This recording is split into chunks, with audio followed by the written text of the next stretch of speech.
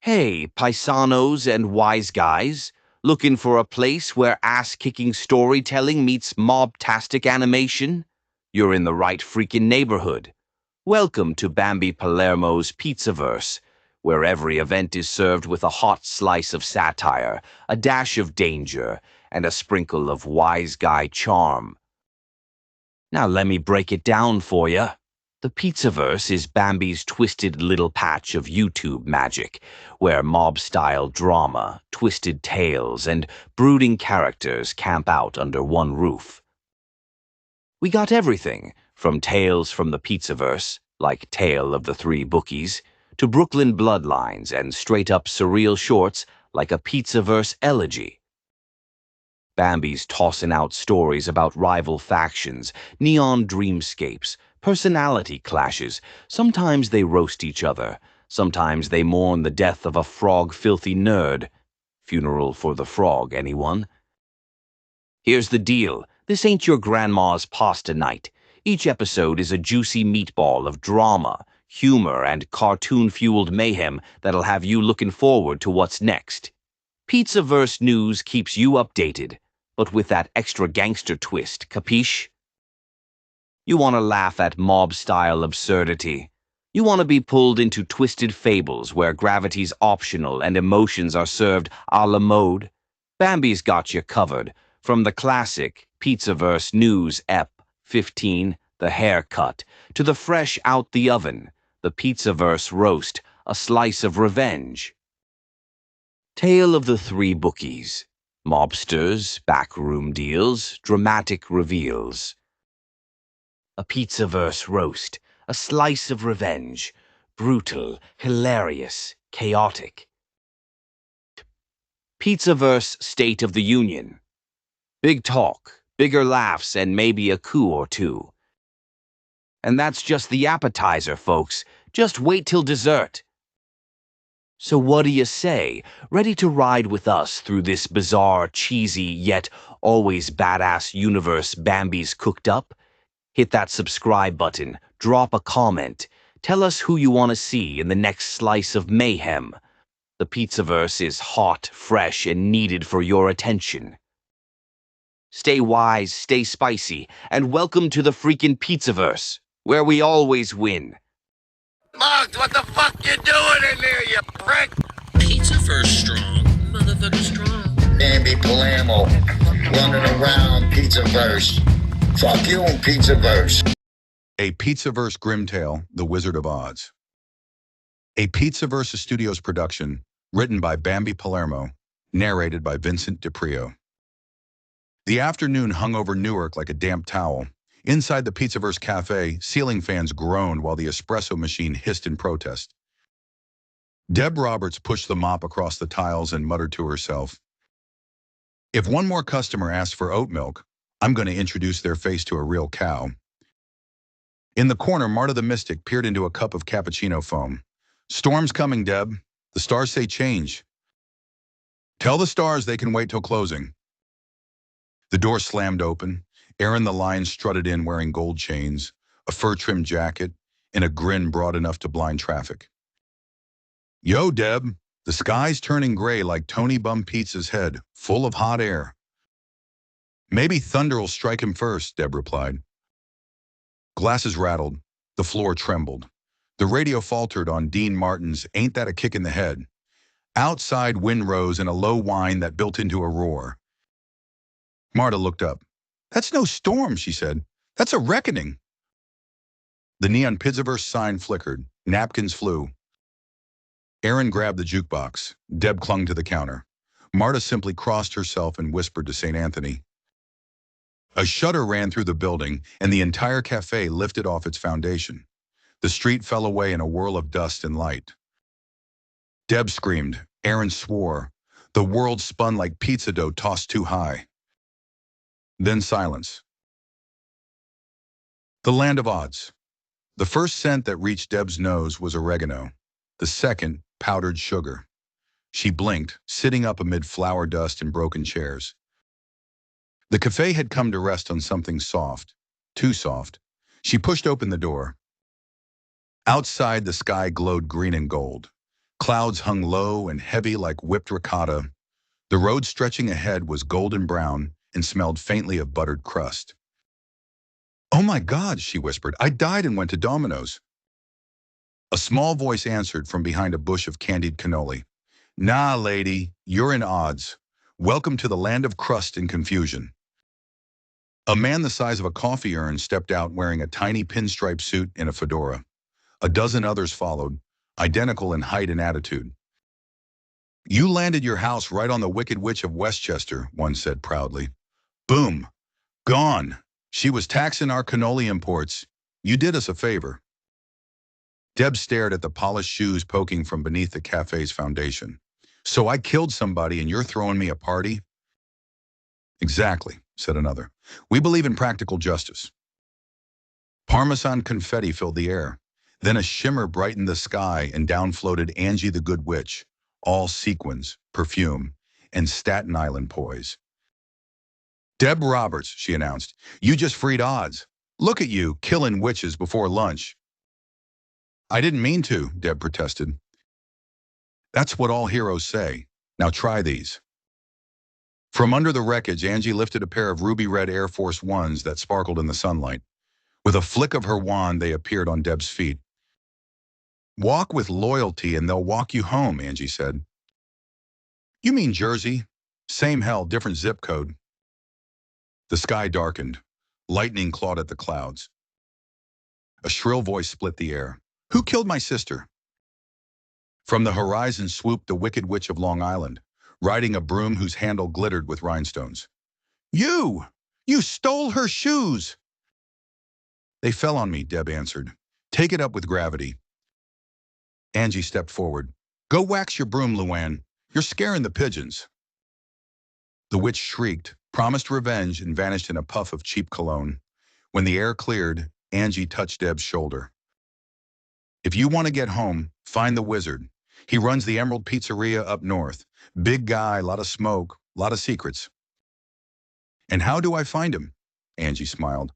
"Follow the yellow brick crust." With that, she disappeared, leaving only glitter and the faint smell of hairspray. The Munchkentinos began an off-key celebration that made Deb wince. She looked down at her new shoes, sighed, and took her first step onto the warm golden road. The café behind her leaned crooked, half buried in sugar dust. Ahead stretched miles of shimmering crust winding into the distance. "All right, Oddz," Deb muttered. "Let's see what kind of crazy you're serving." She straightened her apron, squared her shoulders, and walked until the sound of singing faded, and only the crunch of crust followed her. By the time the crust road bent north, the sky had cooled from basil green to evening olive. Wind carried the metallic smell of rain, or maybe espresso steam. Deb and Sessa walked until the fields thinned into a grove of half-dead espresso trees whose pods hung like rusted bells. A clanking sound echoed through the grove. At first, Deb thought it was the wind hitting a broken sign, but then came a groan. "Oil! Oil!" They pushed through the leaves and found a man standing stiff beside a fallen sign that read, "Service suspended by court order." The man was all tin, polished joints, square shoulders, and a chest plate stamped Admiral Impeach, property of no one. Rust had locked his elbows in a permanent shrug. "Great," Deb muttered. "Another statue begging for maintenance." Sessa knelt, rummaged in his straw pockets, and triumphantly produced a small oil can. "See? You never know what's floating around in your head." They greased the tin man's hinges until his arms twitched, then jerked into motion. The sound was part relief, part lawsuit. "Ah, sweet due process," and he sighed. "Much obliged, citizens. Been standing here since the injunction." "What injunction?" Deb asked. "Self-imposed. I was waiting for someone to prove compassion still existed. Took longer than expected." He extended a polished hand. "Admiral Impeach, former enforcer of ethics, current defendant in a case of broken heart." Deb shook it. "Deb Roberts, this is Sessa. We're heading to the Emerald Pizzeria to see the Wizzard." The tin eyes brightened faintly. "I filed paperwork with that establishment years ago. Petition for emotional restoration. If he can give me a heart, I'll drop my grievances against humanity. Sessa grinned. You got style, pal. Little squeaky, but style. They turned back toward the road, the three of them clanking, shuffling, and sighing in rhythm. A faint shimmer appeared through the trees, the reflection of lantern glass. From the shadows stepped a tall man in a gray coat and tilted hat. His badge glimmered once, then vanished back under the lapel. Evening, he said, voice calm, practiced. Name's Lopez. You folks lost? Deb stiffened. The man's tone wasn't local. It carried that clipped authority she'd heard from cops too many times. His eyes, though, didn't match the badge. They looked tired, maybe even kind. Depends who's asking, she said. Just someone trying to keep the peace. He looked at the Tin Man. Funny place to set up court. Impeach folded his arms. Peace is subjective. Law, however, is absolute. Lopez smiled a half-smile. Not in my experience. Sessa stepped between them. Gentlemen, we got bigger fish, or pizzas, to fry. Wizzard business. Lopez studied Deb for a long second, then said, The road ahead cuts through the bread forest.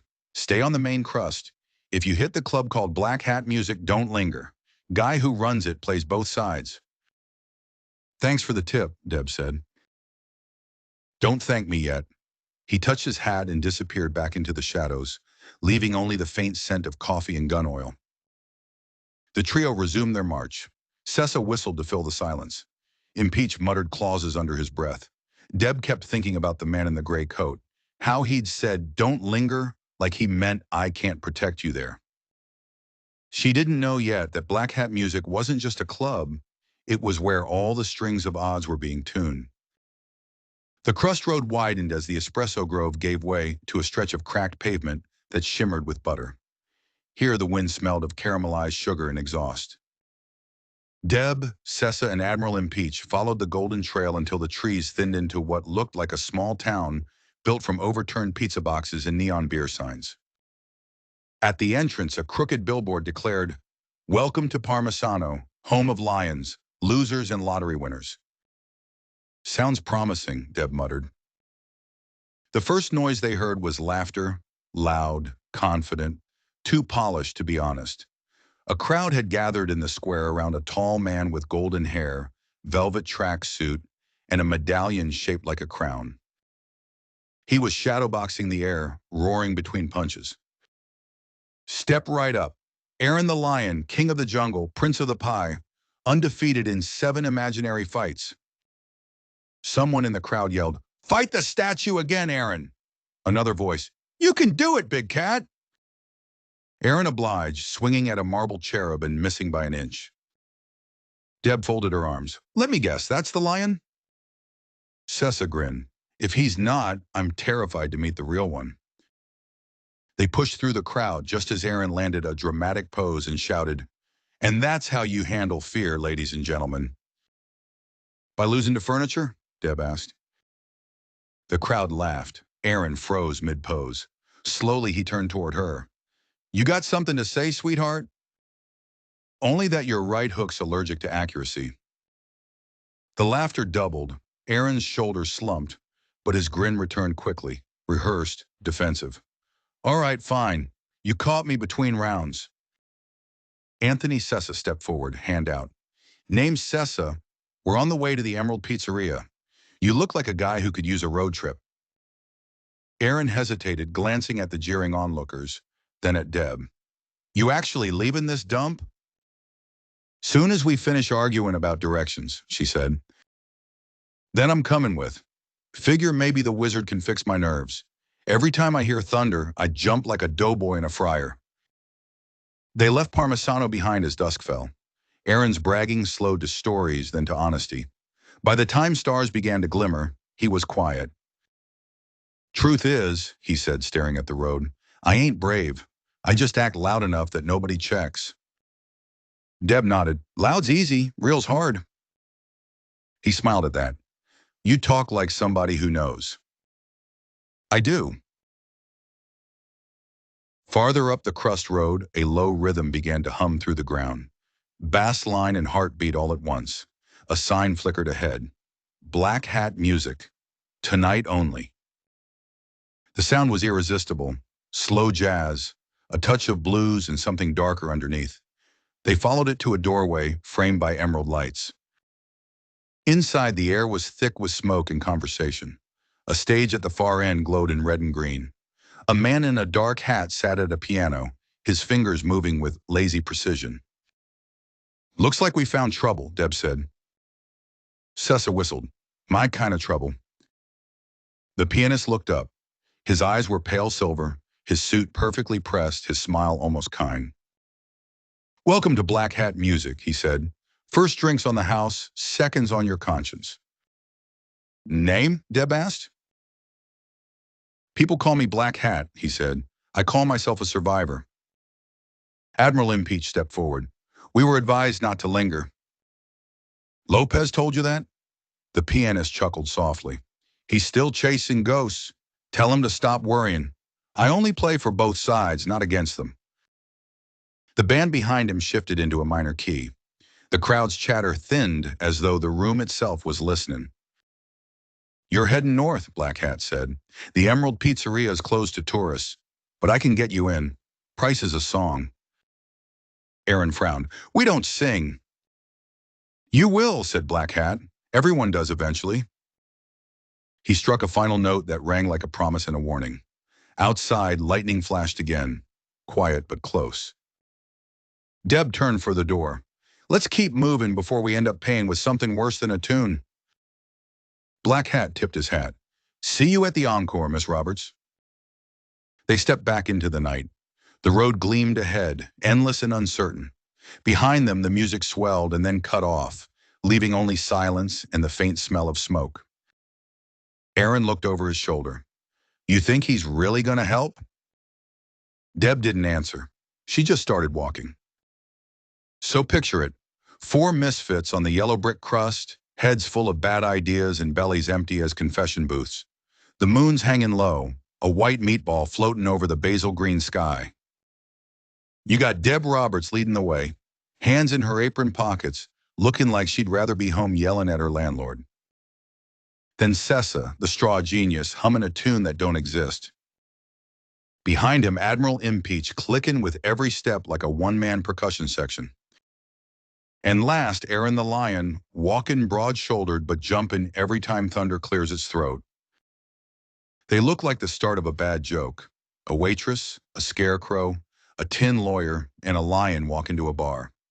The punchline? Oddz itself. The road north is quiet. Too quiet if you ask me.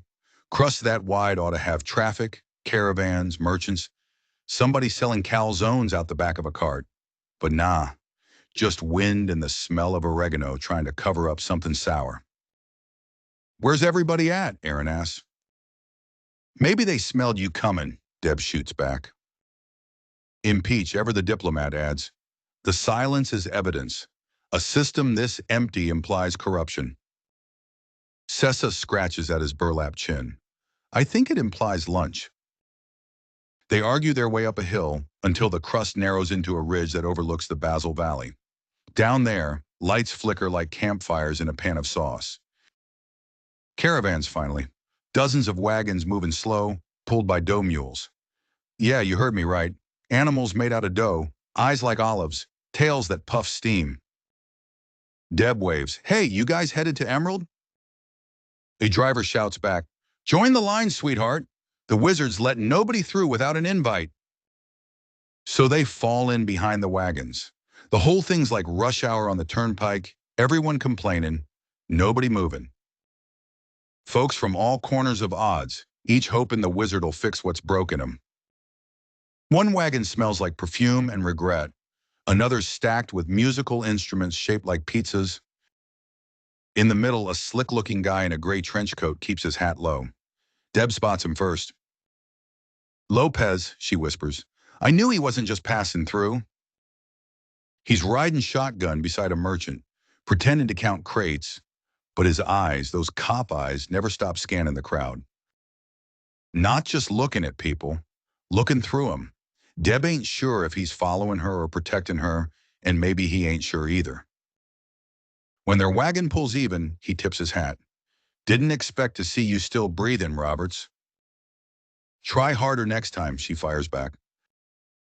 That earns a smirk. Keep north. Things get strange after the bread forest. Stranger than talking tin men and dough mules? Yeah, he says, much. Then he fades back into the line like a ghost that pays taxes. Now let me tell you about this place. They call it a forest, but it's more like a bakery had a nightmare. Trees made of baguettes, leaves like parsley, air thick with yeast. The ground's soft, bouncy. Every step leaves a footprint that fills with butter before you lift your shoe. Aaron's practically drooling. You think it's edible? Sessa snaps off a branch, takes a bite, chews once, then spits. Tastes like disappointment. Impeach mutters, not admissible as food. They push deeper, and that's when the fog rolls in. White, heavy, smelling faintly of powdered sugar. Voices whisper through it, little sing-song murmurs. Turn back, crust walkers. The wizard cooks more than dough. Deb tightens her grip on the handle of her mop. Yeah, she kept it. Said it's lucky. The thing glows faint green in the fog. Anybody else hear that? Aaron gulps. Maybe it's my stomach. Impeach's eyes flare silver. No, this is surveillance. They start seeing shapes in the mist. People almost. Customers from the cafe, neighbors, ghosts of whoever they used to be. The fog's got memory, see? It don't kill you. It reminds you what you ran from. And everyone's got something. Sessa freezes. The mist in front of him takes form. His old boss from the Cornfield Casino, shouting numbers, throwing ledgers. You ain't worth the straw you're stuffed with, the ghost yells. Sessa squares up, voice trembling. Yeah, at least I tried something new. He walks right through the vision, straw scattering behind him like confetti. The ghost fades. Deb pats his shoulder. That's one down. The others follow suit, each facing whatever memory the fog spits out. When it's Deb's turn, the air ahead shapes into her cafe. Quiet, empty, for sale. A sign hangs crooked, closed for good. She looks at it, jaw tight. Not yet, she says, and the fog dissolves like steam. By the time they clear the bread forest, night's deep. The caravans have stopped. Fires burn low. Folks sleep in little circles, muttering dreams. Our crew sits apart, roasting stale garlic knots on a stick. Aaron hums. Sessa counts stars and loses track at 3. Impeach scribbles clauses in the dirt. Deb just stares north. You ever think the wizard ain't real? She asks. Then what are we walking for? Sessa says. Because walking's better than waiting, she answers. A rustle from the edge of camp. Lopez steps out, tosses her a flask. Water, he says. Don't trust the wells in Oddz. She nods. Thanks. He crouches by the fire, eyes glinting. Word from the city. Tony Bum Pizza's building an army of pigeons. Calls them the winged witnesses. He's using them to spy on the wizard. Deb laughs once. Of course he is. Lopez leans closer. Don't let the humor fool you. He's dangerous when he believes his own press. Yeah, she takes a sip. So am I. He grins at that, stands, and fades back into the dark. The rest of the night, nobody sleeps much. The wind carries a faint sound from far ahead. A piano note, long and low, like Black Hat's encore. The road glows faintly in answer, and Deb figures the next stop's where this trip either pays off or blows up. The fog finally gave up, slipping away like a shy thief at dawn. What was left of the bread forest burned low behind them, and the yellow brick crust stretched north under a sky the color of cold gravy. The caravans had stopped for the night. Fires flickered like votive candles in front of 100 tired dreamers. Our crew set up near a ditch full of warm marinara. Don't ask. Odds don't make sense. It just tastes good. Deb leaned on her lucky mop like it was a spear. Sessa fiddled with a handful of straw, trying to braid logic out of chaos. Impeach polished his elbow joints and lit a joint, with the precision of a man who's sued himself twice. Aaron the lion stared at the horizon, where the lights of the Emerald Pizzeria blinked like temptation itself. For a while, nobody said nothing. You could hear dough crackling in the heat of the campfire. Somewhere a dough mule brayed. Somewhere else, somebody played a slow tune on a busted harmonica. Might have been black hat music, might have been the wind learning jazz. Then Sessa breaks the quiet. You ever wonder what the Wizzard's like? Aaron snorted. Tall hat, big ego, smaller, everything else. Impeach didn't look up. A ruler without oversight breeds tyranny. English, Tin Man, Deb said. He's saying we might be walking into a shakedown, Sessa translated. Yeah, Deb said, but at least it'll be a professional shakedown. That got a chuckle out of Aaron, the first real laugh since Parmesano. Lopez showed up again, same as always, quiet, like guilt wearing good shoes. He carried a dented kettle and poured coffee straight into tin mugs. Figured you could use this, he said. You keep moving tomorrow. You'll hit the gates by dawn. Deb took a mug. You ain't coming. Can't. My jurisdiction ends where miracles start. She studied him. You ever get tired of playing both sides? Every day, he said, eyes somewhere else. But somebody's got to watch the middle. He handed her a folded scrap of parchment. On it, a single line. Black Hat plays 2 songs. Only one ends happy. Before she could ask, he disappeared into the dark again, like he always does, a ghost with a badge. The crew sat close to the fire. Aaron tore pieces of stale garlic bread and fed them to the dough mules. Sessa told a story about losing his casino license for betting against himself. Even Impeach loosened up enough to hum a melody that might once have been patriotic. Deb stared into the flames. When I get home, she said, I'm changing everything. New sign, new menu. Maybe even stop yelling at customers. Anthony Sessa grinned. That last one's unrealistic. Yeah, she said softly, but it's nice to pretend. The fire popped, tossing sparks into the dark. For a minute, they looked like stars that remembered where they came from. Somewhere past midnight, Deb dozed. She dreamed of her cafe, but cleaner, brighter. A crowd laughed at the counter. In the corner, a piano played. Black Hat was there, nodding to the rhythm. Then Tony Bum Pizza's face oozed out of the wallpaper, smirking. Miss Robert, he said, voice like grease on tile. You think the Wizzard's saving you? He works for me now. The dream twisted. The piano notes turned to pigeons fluttering in circles. Deb woke up with her heart hammering and the taste of smoke in her mouth. Sunrise in Oddz ain't gentle.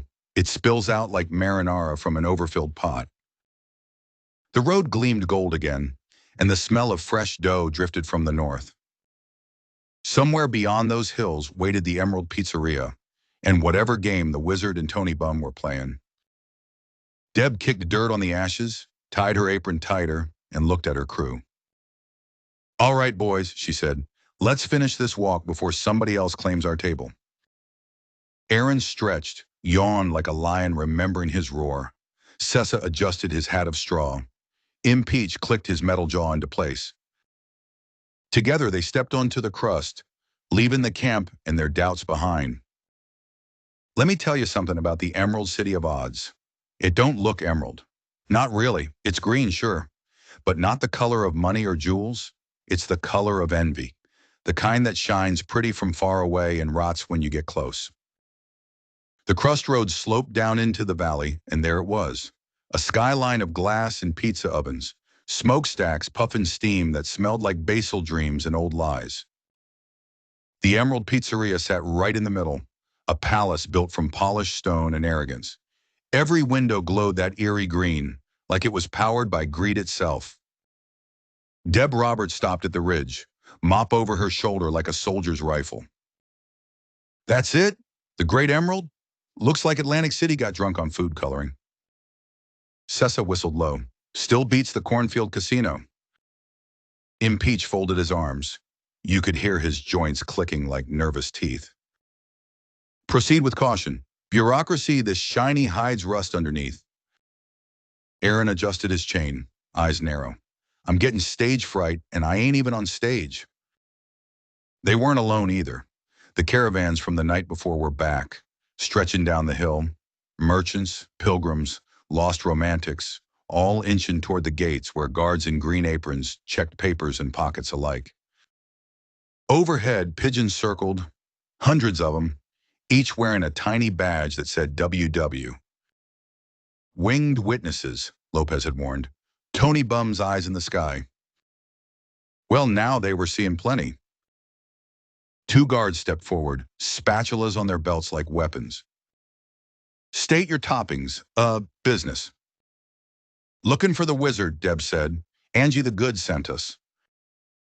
The first guard laughed. Everyone says that. Got proof? She held up the mop. It hummed faint green, light dancing across the crust dust on its handle. The guard stopped laughing. All right, sweetheart, through the left line. Don't touch nothing that glows. They passed inside. The streets were marble slabs inlaid with pepper flakes, fountains spewing tomato sauce, street vendors selling everything from enchanted breadsticks to counterfeit hope. And everywhere, posters of Tony Bum Pizza's smug mug, the caption reading, "The True Wizard of Truth." Deb ripped one down. He's even uglier in green. A voice from behind, smooth, aged like good whiskey, chuckled. Most things are, darling. They turned. A tall man in a brown trench coat leaned against a lamppost. Gray hair slicked back. Smile like he'd been born negotiating. Jim Martin. He wasn't from Oddz, you could tell by the eyes, real, world sharp, seen things sharp. Jim looked at her. You the Roberts kid Angie's been bragging about? Deb, depends who's asking. Jim, name's Jim Martin.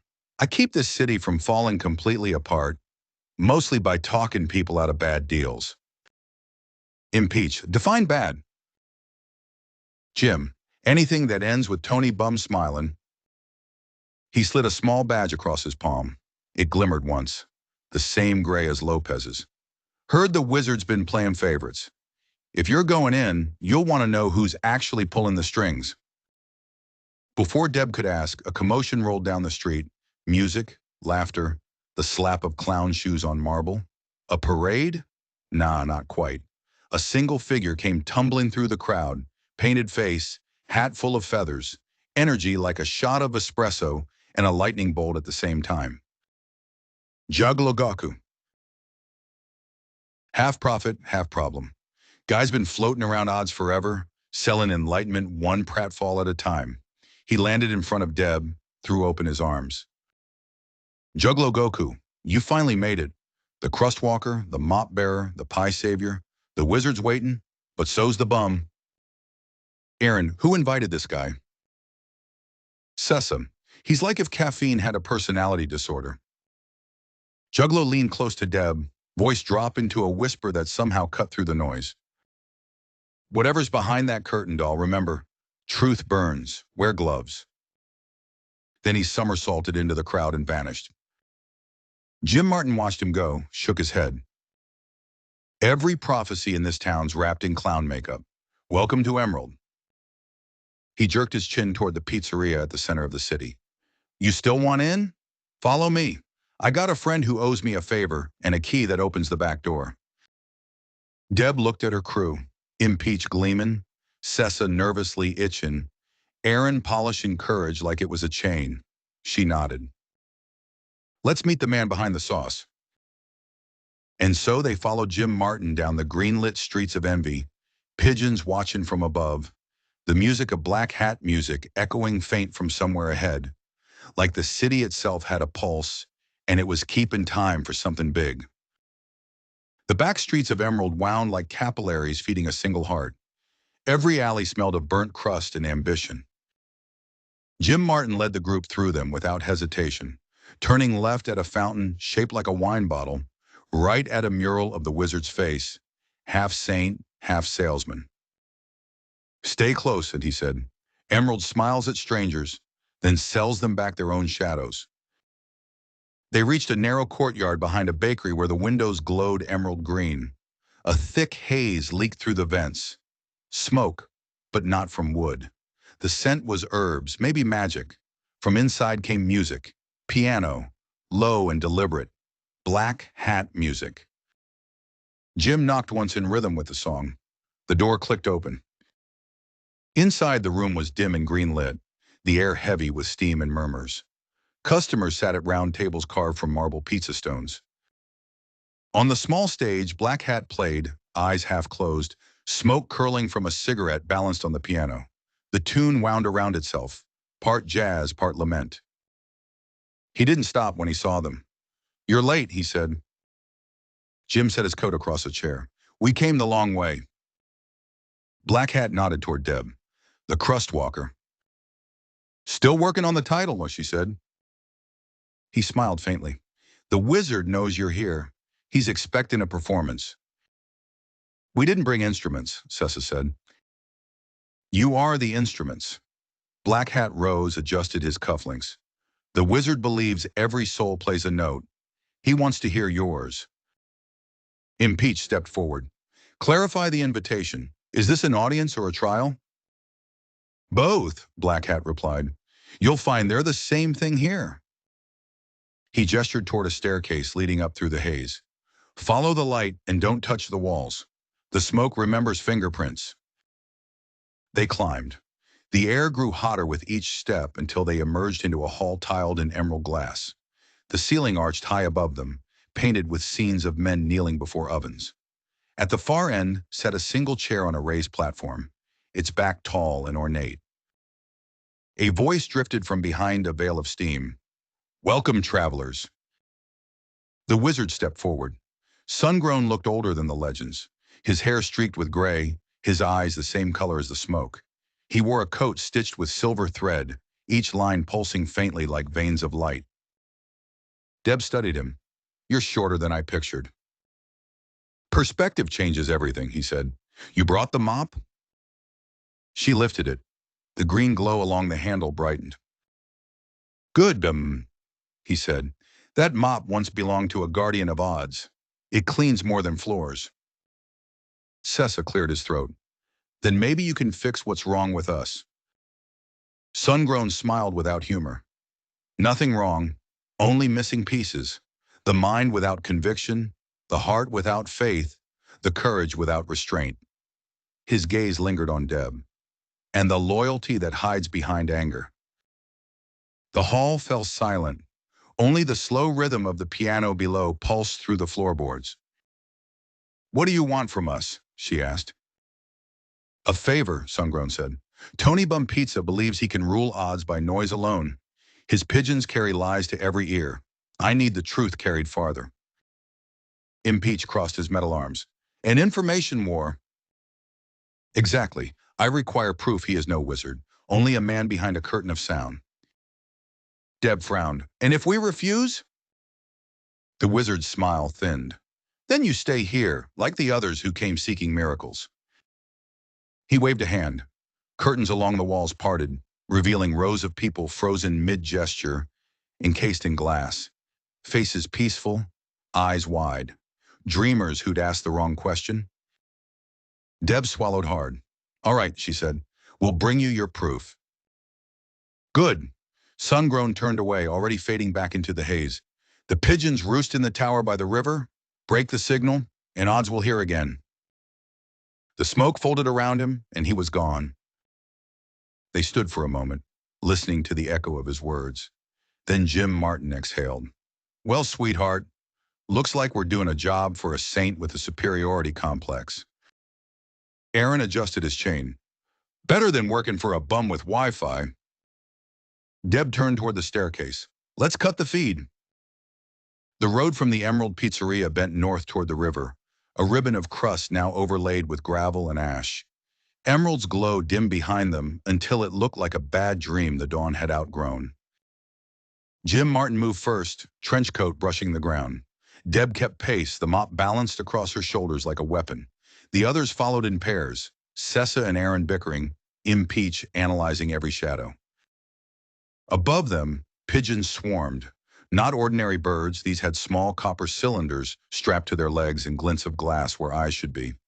They circled in patterns too neat to be natural. Tony Bum's messengers, Jim muttered. They record everything, sell it back as truth. Figures, Deb said. Guy can't cook, but he runs the rumor business. They left the marble streets for the outer district, where houses leaned on one another like drunks after closing time. A factory hissed in the distance, turning out metal feathers by the crate. The closer they came to the river, the thicker the smell of oil and dough rot. The tower waited on the far bank, a needle of black stone topped with antennas that blinked green in rhythm with the pigeon's flight. Its base disappeared into fog that stank of vinegar and wet cement. The only path across was an old drawbridge chained in place. Half the planks had rotted away, and the others wept water when stepped on. Deb tested one with her boot. It groaned, but held. If this thing snaps, Aaron said, I'm suing whoever built it. That'd be you, Anthony Sessa said. You're holding the rope. Don't remind me. They moved single file. Midway, a gust tore through the valley, and with it came a rain of feathers, metal ones. The pigeons dove, screaming in mechanical shrieks. Beaks sparked as they struck the bridge rails. Impeach raised an arm, his metal plates flaring bright. The first bird ricocheted off him and burst into gears. Sessa snatched another from the air, stuffed it into his jacket. Evidence, he shouted. Deb swung the mop. Each strike left a trail of green light, slicing through the swarm. She fought until her arms burned. Then silence, just feathers falling and the bridge creaking beneath them. Aaron looked up. We good? Jim nodded once. For now.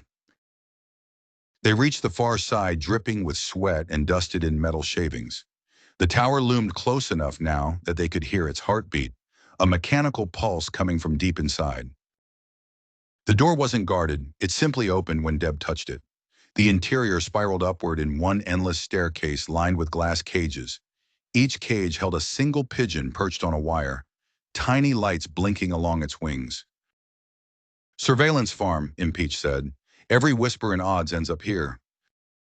Sessa stared. So Bum's whole empire is built on bird droppings and gossip.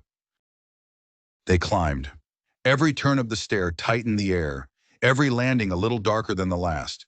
On the third level, they found a console, its surface alive with green script. Jim leaned over it, reading fast. Transmissions routed to the central oven, he said. That's where the Wizzard bakes his broadcasts. But these lines, these belong to someone else. Tony Bum, Deb said. Yeah, he's hijacked the feed. Impeach placed a hand on the console, eyes flickering with reflected code. I can end the signal, temporarily. Do it, Deb said. He pressed a sequence of keys, and one by one the pigeons began to blink red. Their metal wings twitched. The room filled with noise, 1,000 tiny gears grinding in panic. Then, as if yanked by an invisible hand, every bird turned toward the stairwell. They're calling for him, Aaron said. For who? Deb asked. The Bum, Jim answered. He'll know we're here now. A low hum rippled through the tower. The walls themselves vibrated. The pigeons screamed once, a chorus of static, and exploded into sparks. Feathers rained down like dying snow. They stood in the settling smoke. Sessa coughed. Well, that was dramatic. Too easy, Jim said. He wanted us to do it. Why? Deb asked. To trace us to the Wizzard. Through the high windows, the emerald glow of the city brightened, as if every light had just turned outward, searching. The pigeons' bodies melted into the floor, forming a trail of silver sludge that began crawling back toward the bridge. He's coming, Impeach said. They ran, down the spiral, out the door, back onto the crust road. But the night had changed. The air smelled of ozone. Thunder rolled from the direction of Emerald. Over the horizon rose a swarm, new pigeons, hundreds, maybe thousands, each larger than before, wings crackling with green fire. Aaron muttered a prayer. Sessa pulled a bent piece of metal from his coat, one of the birds he'd grabbed earlier. Its cylinder blinked once and projected an image into the fog. Tony Bum Pizza, seated on a throne of broken ring lights, grinning. You kids break my toys, he said through the projection. Cute, but you forgot who writes the script. The image fizzled, but the laughter stayed, echoing across the river, the sky filled with the hum of engines. Deb tightened her grip on the mop. He's not writing this one. They made camp in the ruins of an old checkpoint, hiding under a collapsed arch. Jim built a small fire. Impeach sat beside it, silent. Sessa turned the broken pigeon over in his hands, reading the etched words inside its cylinder. Truth belongs to the loudest. That's his creed, Jim said. He's been selling it since before Oddz knew his name. Deb stared into the flames. Then we'll make it louder. Careful, he warned. Noise cuts both ways. Maybe, she said, but silence kills. Outside, the storm gathered. Far above, the pigeons circled again, their new wings gleaming brighter than lightning. By dawn, the storm had thickened into a bruise over the valley. Lightning flared through it, green instead of white, and every flash showed the same thing. Pigeons forming patterns in the sky, circles within circles, all turning above Emerald. The crew marched fast along the crust road. Each of them could feel the city calling, the way heat calls sweat. Jim Martin walked ahead, eyes scanning the ridges. He had that expression again, the one that said he'd already seen how the story ends but was walking through it anyway. He's turned the city into a stage, he said. Every oven, every screen, every bird broadcasts his face. By now he's convinced half of Oddz he's the real Wizzard. Deb tightened her grip on the mop. Then we knock the cameras out, tear down the curtain, and show the crowd what's left. Crowds don't want truth, Aaron muttered. They want direction. Then we'll give them both, she said. Emerald didn't shine anymore. It flickered. Where glass once glowed, smoke now curled, carrying the smell of burnt cheese. Posters of Tony Bum hung over every archway. The true Wizzard. Live broadcast at noon. Guards in green aprons stood in rows. Spatulas swapped for metal batons that hummed with static. When the group reached the main gate, a familiar voice called from behind the barricade. Didn't think you'd make it back, said Lopez, stepping forward, coat soaked through, badge hidden beneath the fabric. You working for him now? Deb asked. I'm working on staying alive, Lopez said. He's inside the broadcast tower, third level of the pizzeria. You get in there, you end it fast. After noon, the whole city goes under whatever spell he's cooking. Jim frowned. And you? You gonna stop us or help? Lopez looked away. Depends how long I can pretend to be deaf. He handed Deb a small black chip the size of a coin. Drop this in his mixer board, cuts the feed. Won't kill him, but it'll pull the mask. Then quietly, don't trust the Wizzard either. He's been stirring the same pot for years. Before Deb could answer, he was gone again, swallowed by the crowd of guards. Jim led them through a side street that wound toward the loading docks. The pigeons screamed overhead, dive-bombing the alleys. Their metal feathers slashed sparks against the cobblestones. Impeach deflected them with his arms. Sessa used his straw hat like a shield. Aaron roared and swung a length of pipe, sending two birds into the wall with a crunch. They burst through the last doorway into a bakery corridor that smelled of smoke and lemon cleaner. Beyond it, the Emerald Pizzeria opened wide and terrible. It was no restaurant anymore.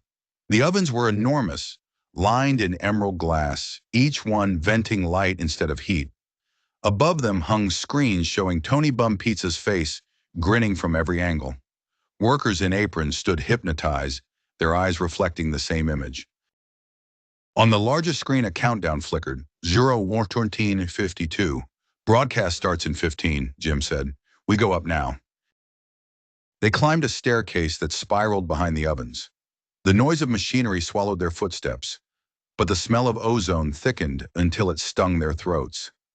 At the landing, a pair of pigeons stood guard, wings folded like blades. One blinked and spoke in Tony's voice.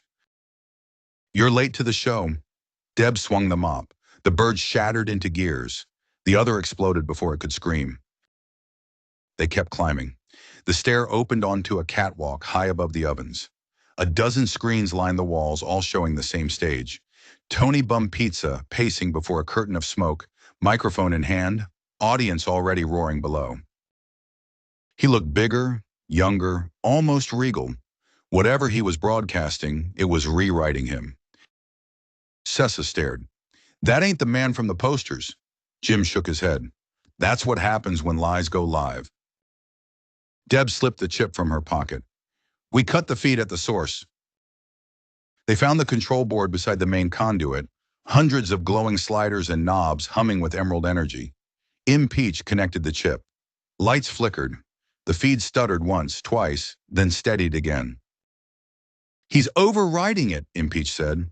Then we pull the plug, Deb answered. Aaron ripped a cable from the wall. Sparks jumped. The screens blinked to black for a heartbeat, then flared back. Only now Tony was looking directly at them. Ah, his voice boomed. The understudies. The sound wasn't coming from the monitors anymore. It was coming from everywhere. The vents, the floors, the very air. You think you can silence the king of MobTube? His laughter echoed down the steel corridors. The countdown froze at 1:07. Jim looked at Deb. Showtime. The roar of the ovens hit first. It wasn't heat, it was sound, pulsing through the floor like a subwoofer that could crack stone. The emerald light strobed, the curtain at the end of the catwalk trembled, and Tony Bum Pizza stepped through the smoke. He wasn't the shabby grifter from the posters. Whatever he'd built inside the pizzeria had dressed him in illusion. Suit sharp as glass, eyes bright with chemical confidence. He raised a mic wired straight into the building's bones. Ladies and degenerates of odds, he announced, the wizards of fraud. I'm your one true chef of destiny. The crowd below screamed, not applause, possession. Every oven belched green flame that shaped itself into faces chanting his name. Deb walked out onto the catwalk, mop across her shoulder, voice cutting through the feedback. Nice speech, Tony. You rehearsed that in the mirror or the psych ward? His grin twitched. Well, if it isn't Dorothy Roberts, the mop slinger from Jersey. You crashing my show? Not crashing, cleaning. She lifted the mop. The head glowed emerald. Your lies are leaking all over my shoes. The crowd gasped. He laughed, but it came out thin. You think anybody cares about truth? They want entertainment, and I deliver. He snapped his fingers. The pigeons swarmed through the open roof, filling the rafters. Each one projected his face, 1,000 Tonys sneering down. See, I built an empire on noise. Noise never dies. Jim Martin's voice echoed from behind the consoles. Then let's teach it to choke. He slammed a switch. The chip Lopez had given Deb flashed once, then burned white. Feedback screamed through every speaker. The projections flickered. Half the pigeons fell smoking into the ovens. The others dove straight for the catwalk. Aaron roared and met them midair, swinging steel like a madman. Sessa grabbed a broken railing, using it as a bat. Impeach shielded the control board with his body as sparks rained. Tony advanced on Deb, mic now humming like a live wire. You don't get it, sweetheart, he hissed. I am the wizard. No, she said, stepping close. You're just the bum behind the curtain. She drove the mop into the floor. The emerald charge exploded outward, green light ripping through the stage. The screens behind Tony shattered. The curtain tore open, revealing the real machinery. Rows of pigeons wired into the broadcast rigs, their eyes feeding images of every citizen in Oddz. The crowd saw it too. Gasps turned to shouts. The spell cracked. Tony staggered, blood on his lip, face flickering between the false glamour and the greasy hustler underneath. You think you won? He spat. Truth's just another lie people like better. Deb swung again, catching him across the jaw. He fell against the console. Sparks lit the air. Down below, the ovens overloaded, green fire rising like a tidal wave. Sessa grabbed Deb's arm. We gotta go! Jim yanked a side door lever. Move! Place is gonna blow! They ran. Behind them, Tony's voice bled through the static. Half scream, half laugh. The pigeons burst into smoke. Then the Emerald Pizzeria collapsed in a roar that shook every window in Oddz. Outside, ash fell like snow. The skyline dimmed. The mob that had worshipped him stood silent, faces blank as dough. Deb dropped the mop, breathing hard. Aaron limped up beside her. So, we just killed a broadcast or a god? Both, Jim said. Sessa pointed skyward. Through the last of the smoke, a single pigeon wheeled, half metal, half real, carrying a shard of green light away toward the horizon. Impeach watched it. Evidence of continuity. He's not done. Deb wiped soot from her face. Then neither are we. By the time the flames died, Emerald wasn't green anymore. The whole city glowed dull red, like an oven left on too long after the meal's gone bad. The smell was metal, sugar, and burnt lies. Deb stood in the middle of the square, smoke curling from her hair. The mop hung limp in her grip. The light had gone out of it. Around her, the others picked through wreckage that used to be a palace. Steam rose from cracked marble. Pieces of emerald glass tinkled in the wind, like cheap wind chimes. Sessa coughed. So, are we heroes now or unemployed? Aaron groaned, rubbing his shoulder. If we're heroes, someone owes me hazard pay. Impeach's voice clanked. Victory pending verification. The system may regenerate. Jim Martin crouched near the rubble, pushing aside shards until he found what he was looking for. A melted piece of metal shaped like a microphone. He's gone, Jim said, though he didn't sound convinced. At least the body is.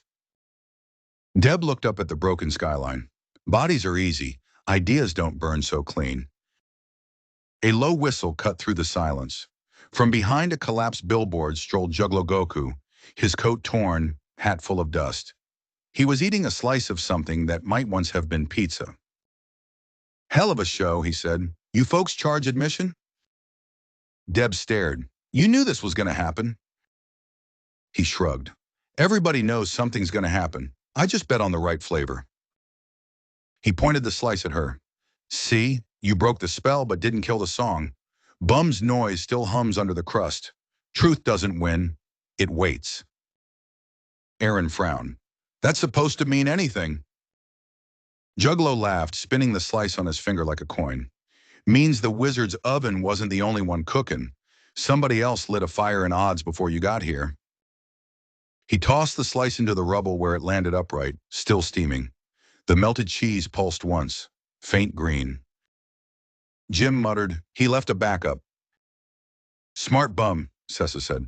Paranoid bum, but smart. Juggalo tipped his hat. Welcome to Act 2, kids. The curtain's gone, but the stage is still hot. Then he was gone again. No smoke, no flash, just absence. They left the city by nightfall, following the river north. Behind them, Emerald sank into its own reflection. Fires winked out one by one, until only the water glowed faintly green. Lopez met them at the bridge. He looked older, face streaked with ash. You did it, he said. Broadcast dead. The Wizard's gone quiet. Half of Oddz just woke up asking who they've been praying to. Deb dropped the mop across her shoulder. And the other half? They're looking for someone new to believe in, Lopez said. That's how power works. He handed her a folded envelope. Inside were coordinates written in red ink. Somewhere north, a safe place, or maybe a trap. The Wizard left it for you. Why tell me? She asked. Because I'm tired of picking sides, he said. Just don't waste the chance. He walked back toward the ruins without another word. They camped on the far bank. The air was cold and clean for once. No more sugar smoke. Sessa fell asleep mid-sentence. Aaron dozed sitting up. Impeach kept watch, eyes dim but steady. Jim leaned beside Deb, passing her a cigarette. You ever think about going home? He asked. Every minute, she said, but the map keeps changing. He nodded toward the mop beside her. That thing still glow? She tapped it. Nothing happened. Guess it's tired. Or waiting for a new job, he said. Deb stared into the river, at the faint green light drifting downstream, the last of the pigeon's code dissolving in the current. Tony's gone, she said half to herself, but somebody's going to pick up his mic. Jim smiled without humor. Then we make sure they know what happened to the last guy who tried? She took a long drag, exhaled slow. Yeah, she said. We keep walking. The sky above them was dark but honest. For the first time since the tornado, no one was pretending to be a wizard. Emerald stayed dark for 3 days. No ovens, no screens, no pigeons. The only sound was wind moving through hollow buildings. By the 4th morning, people started coming out of their apartments, blinking like miners who'd forgotten the sun. Some cleaned, some prayed. Most just stared at the empty billboards where Tony Bum's grin used to be. Deb Roberts watched from the edge of the river. The mop hung across her back, its handle dull and lifeless. She'd slept less than an hour since the fire.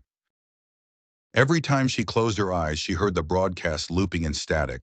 Tony's last line, "Truth's just another lie, people like better," twisting into her dreams. Jim Martin joined her with 2 paper cups of black coffee. "City's starting to breathe again," he said. "Slow, but it's breathing." "Yeah," she answered. "Let's hope it don't choke on the smoke." Behind them, Sessa and Aaron argued over how to rebuild a generator they'd found in the wreckage. Admiral Peach stood watch, motionless, eyes flickering faint light as he processed damage reports no one had asked for. They spent the next day searching the coordinates Lopez had left. The map led them north of the city to a hillside of broken glass and vines. At first it looked empty. Then Deb noticed the way the wind bent differently over one patch of ground. She brushed aside dirt and found a steel hatch. Jim crouched beside her. "That's government issue, Odd style. Deep shelter or storage vault." "Or a trap," she said. "Same thing most days." The hatch opened with a sigh. A narrow tunnel slanted down into darkness. Lights flickered awake as they entered, triggered by motion, each one humming faint emerald. At the end waited a single chamber, small, circular, filled with screens and stacks of reels labeled Archive, Project, Sungrown. Sessa whistled. Guess the wizard had his own surveillance. Impeach examined a reel. "These precede the Tony Bum transmissions. He was the prototype, not the creator." Aaron frowned. "So who was pulling strings before him?" A voice answered from the shadows. "I was."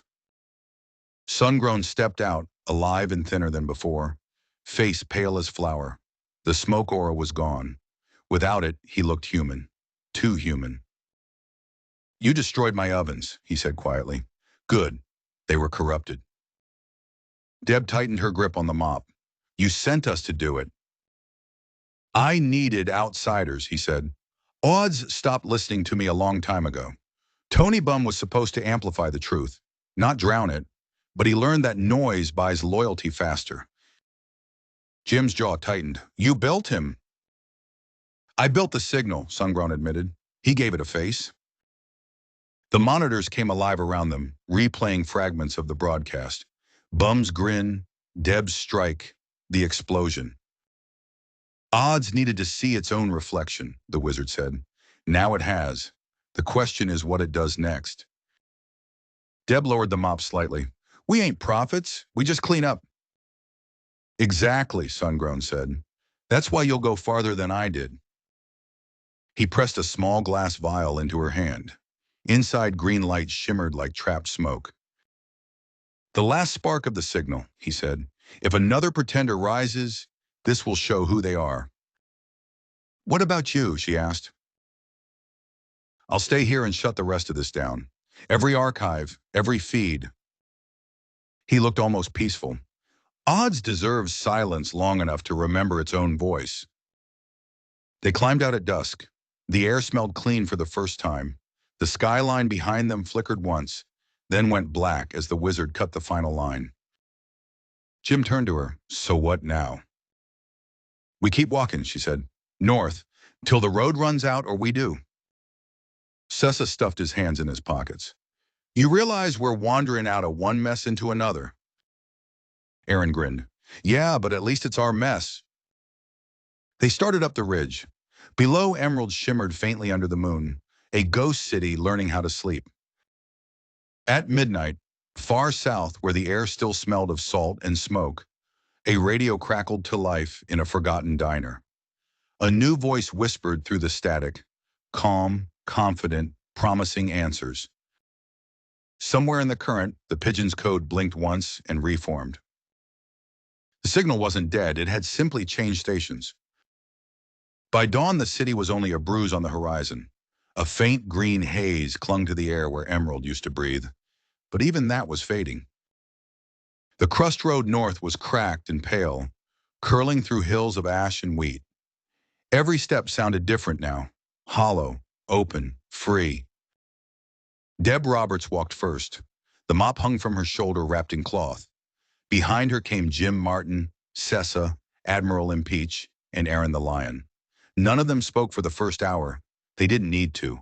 The silence was louder than anything Oddz had left. When the sun rose, it came up red instead of gold. The color suited them. They weren't heroes, not prophets, just people who'd survived a story. By midday, the hills gave way to flat land littered with old signs in two languages, one from Oddz, one from the world Deb remembered. The letters shimmered, never staying solid long enough to read. Time and geography were leaking together. This was the seam between realities. Aaron kicked a rusted can. So what's on the other side of this place? Another city? Heaven? Newark? Don't jinx it, Sessa said. We just escaped one disaster. I ain't marching into another. Impeach ran diagnostics through his chest panel, gears whirring softly. Readings inconclusive, reality density fluctuating. Jim shaded his eyes. He means the road's thin. We keep walking, we might fall right through. Deb adjusted her pack. Then we keep our footing. Nobody looks down. They pressed forward until the ground beneath them turned from crust to cracked concrete.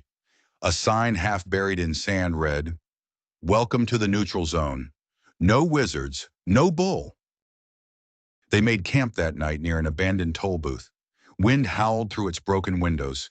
Deb built a small fire from splintered signs. The smoke went straight up, as if the air itself was holding its breath. Jim sat across from her. You ever think about what you'll do if we actually make it home? She stared into the flames. Home's not where I left it. It's wherever I stop running. Sessa nodded. Then we find you a place with good coffee. Aaron grinned, teeth glinting in the firelight. And no pigeons. Impeach folded his metal hands. Recommendation, remain vigilant. Patterns persist even when symbols change. Deb smiled faintly. Yeah, Tin Man, that's why we got you. Later, when the others slept, Deb walked to the edge of the camp. The horizon shimmered like a mirage. Lights blinking in the distance. Maybe a city, maybe memory. She pulled the glass vial from her pocket. Inside, the last spark of the signal glowed faintly, pulsing with her heartbeat. Not yet, she whispered, closing her fist around it. Behind her, the wind carried a sound. Faint static, then a voice, low and familiar. Truth's just another lie people like better. The light inside the vial brightened, then dimmed. Deb turned toward the dark. Then I'll find a better truth. She slipped the vial back into her coat and walked to the fire.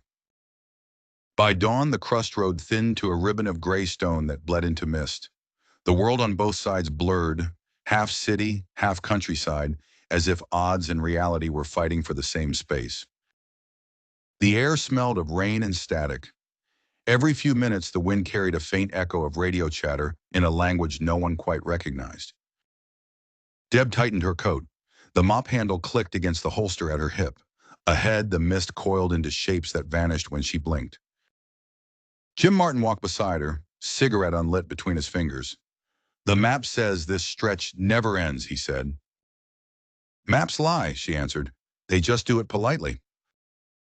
Behind them, Sessa kicked a pebble that sparked green. Aaron the Lion kept scanning the horizon, his nerves wired tight. Impeach trudged at the rear, clockwork heart ticking louder than the wind. They saw the first figure near noon, a woman walking toward them down the same road. She looked like Deb until the light shifted. Then she looked like all of them at once, a reflection stitched from pieces. When she spoke, her voice carried Tony Bum's rhythm. Truth travels, you carried it here. Jim drew his pistol. Don't. The reflection smiled. You burned the city. The signal needed somewhere new. Deb raised the mop, its cloth faintly pulsing. Back off. The echo's eyes turned bright green. You're already broadcasting. The ground under them shivered. Their shadows detached, stepping backward like independent creatures. For a heartbeat, each one saw themselves mirrored. Sessa without straw, Aaron without courage, Impeach rusted in human flesh, Deb wearing Tony Bum's grin. Then the light snapped and the images vanished. They ran until breath turned ragged. The mist followed. Every sound doubled. Their footsteps a half-second late. Their words repeated by unseen mouths. Impeach scanned frequencies. The residual code from the pigeons has infected the atmosphere, he said. Sound waves replicate identity. In English, Aaron gasped. Every time we talk, Sessa said, we make ghosts. They fell silent. Only the wind spoke then, whispering back the last thing Deb had said before she clamped her mouth shut. Back off! The echo came from every direction, fainter each time until it was just wind again. At the ridge ahead, the fog thinned, revealing a cluster of buildings, half diner, half chapel, windows boarded, sign swinging, house of mirrors. Jim holstered the pistol. That's our next chapter, isn't it? Deb exhaled. Looks that way. They started down the slope, 5 silhouettes heading into the light that never quite decided whether it was morning or the end of the world. The mist cleared as if drawn back by invisible hands. The house of mirrors waited at the base of the hill, half built from chrome, half from memory. Its windows shimmered between glass and water. A sign above the door read, "Admission free, exit negotiable." No one spoke. The closer they got, the quieter everything became. Even the crunch of their boots seemed muffled. Jim tried the handle. It turned without resistance. The door swung open on a long corridor lined with mirrors that didn't show reflections, only possibilities. In one, Deb saw herself sitting behind her cafe counter, smiling. In another, she saw the cafe burned out and empty, the words "for lease" spray painted across the window. Sessa paused before his own mirror and whispered, "They show what you want or what you regret." "Both," said a voice from deeper inside. A woman stepped into view, tall, wrapped in a coat stitched with metallic thread. Her face shimmered, switching between ages and features with each heartbeat. Sometimes she looked like Deb, sometimes like Angie, sometimes like Tony Bum. "I am the keeper," she said. "Every world needs witnesses. You burned the noise but left the hunger." Aaron folded his arms. "We came to shut it down. Then you'll have to face what feeds it." She gestured, and the mirrors rippled to life. From each surface stepped a figure, perfect duplicates made of light and smoke. Deb faced herself again, but this version smiled with Tony's arrogance. "Truth," the copy said. "You chased me all this way. What if I was you?" Deb swung the mop. The duplicate caught it easily. "You can't clean yourself out of a story, Dorothy. Watch me." The mop flared. Green light poured through the corridor. Mirrors cracked. The echoes howled. Every reflection fought its living twin. Aaron against his cowardice. Sessa against his confusion. Impeach against his apathy. Jim against the cynic that said nothing ever changes. The fight wasn't loud, it was heavy, each blow swallowed by the air. Deb drove her reflection backward until both stumbled into the central chamber. Dozens of mirrors surrounded them, all showing different moments of her life. Frankie Palermo's candy store, her father's smile, the tornado, the pizzeria. "You keep trying to fix what's broken," the reflection said. "Maybe you're the reason it breaks." "Maybe," Deb said, "but at least I show up." She smashed the nearest mirror. The shockwave tore through the room. Every reflection screamed and collapsed into glass dust. The keeper staggered, light bleeding through her coat. "You've silenced the echoes," the keeper said. "But silence isn't peace, it's waiting." "Then we'll fill it with something better," Deb said. The keeper smiled once, sad, proud. Then go, the road's still open. The mirrors dimmed to plain glass. The door behind them glowed faint gold, the color of morning. Outside, the mist was gone. The crust road continued north until it vanished into sunlight. The border shimmered like heat over asphalt. Jim looked back at the house of mirrors. It was already sinking into the ground. Think she was right? He asked. Probably, Deb said. But we don't stop just because we might be wrong. Sessa pulled his hat down tight. That's our motto now? Yeah, Aaron said, grinning. Put it on a t-shirt. They stepped forward together. The air thickened around them, humming softly, then broke open like a wave. For a heartbeat, Deb saw both worlds. The ruins of Oddz fading behind, and ahead, the skyline of somewhere real. Bridges, smokestacks, the faint smell of coffee and traffic. Home, or close enough. The first thing Deb noticed was the smell. Real rain on concrete, a hint of gasoline. The kind of scent you only get in a world that bleeds motor oil instead of magic. She blinked and Oddz was gone. Behind her, the border closed like water, sealing after a stone. The only trace was a faint shimmer in the puddles. They stood on the shoulder of a two-lane highway that wound toward a skyline, hazy with smoke.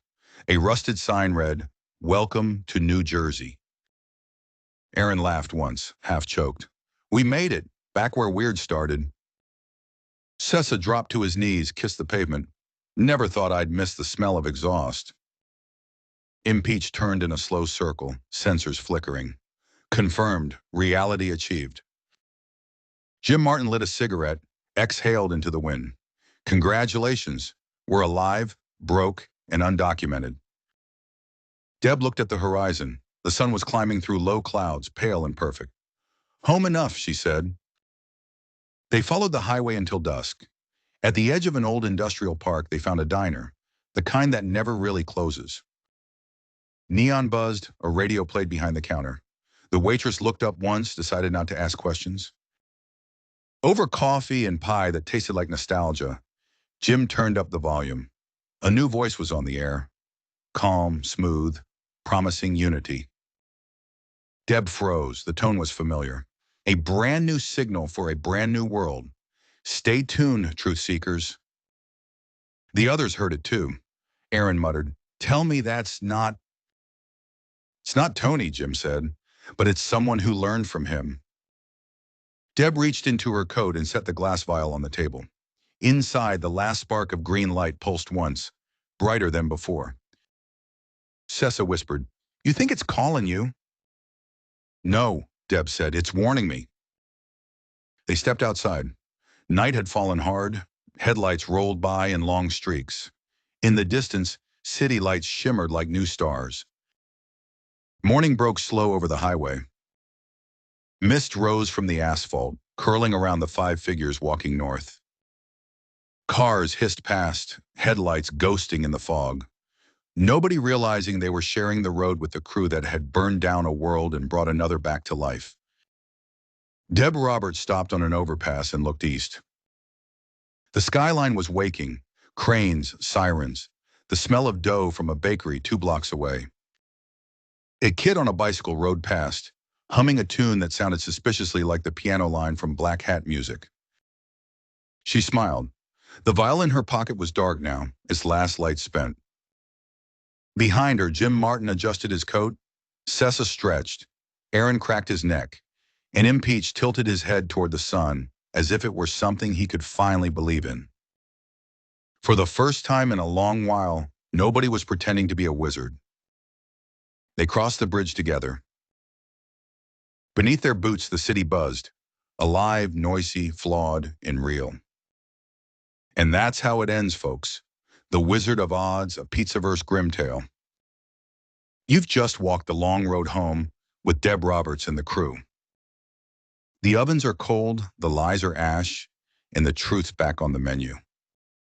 If you made it this far, you're part of the family now. Hit that subscribe, slap the like, and tell the algorithm to take a seat. More Grimm tales, more Brooklyn bloodlines, more ghosts, more grit. Only on Bambi Palermo's Pizzaverse Studios. Remember, in the Pizzaverse, every slice tells a story, and we don't miss. Thanks for watching.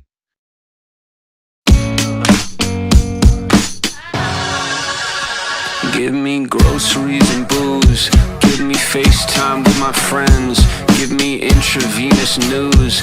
Little drips of CNN. Give me meditation apps. Text me pictures of your dog. Just give me life. Give me peace. Give me noise. Someone give me fucking zen.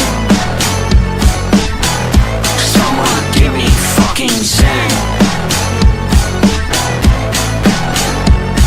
Space, at least 6 feet. Dig my grave, just as deep. I got sex on my mind all the time. Fuck, scrolling through the internet, time suck. I've been feeling flat like a pancake. I could use a hug or a handshake. I could use some drugs or a band-aid. Cooped up in a hole, I wanna lose all my control. I wanna just go on a rampage. Give me wisdom, give me teeth. Give me vision, let me see. Give me courage to confess. Every night I text my ex.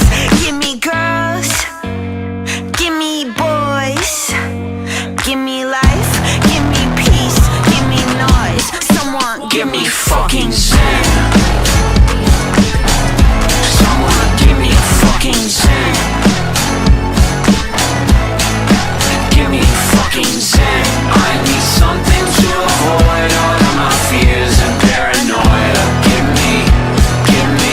Someone give me fucking zen. Yeah. Give me an appetite, give me hope for the afterlife, or a reason to look past tonight. Give me happiness when I found the fame. Give me music that doesn't all sound the same. Give me something that I could look forward to. Give me humans that I could get closer to. You look down at me, but the next thing you know, it's you with the rent overdue. Give me a little bit of piece of your peace of mind. Give me a piece of yours, you'll get the peace of mind. Give me something to do when there's nothing to do, but when I get it, shit'll probably just fuck it up too. Give me 2 steps to the left. Give me 1 step to the right. Give me 1 dance with the volume at 10. And someone, anyone, give me fucking zen. Someone give me fucking zen.